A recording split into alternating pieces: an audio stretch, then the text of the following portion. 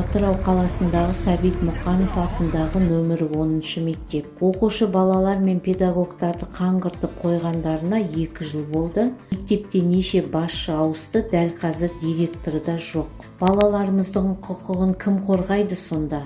Сол 2 жыл бұрын ақша бөлінейін деп жатыр, сосын құлатады да жаңа мектеп салынады деген.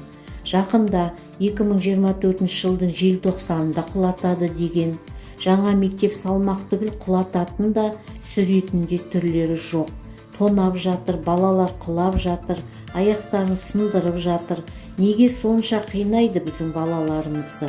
Ойланып, жоспарлап жасамай ма? Алыстағы мектепке барып оқып жүр. Полицияның жеңіл көлігі батып қалды. Кіре алмай айналып басқа жақтан келді. Өрт сөндіретін үлкен көліктің өзі азар кіріп шығып жүр.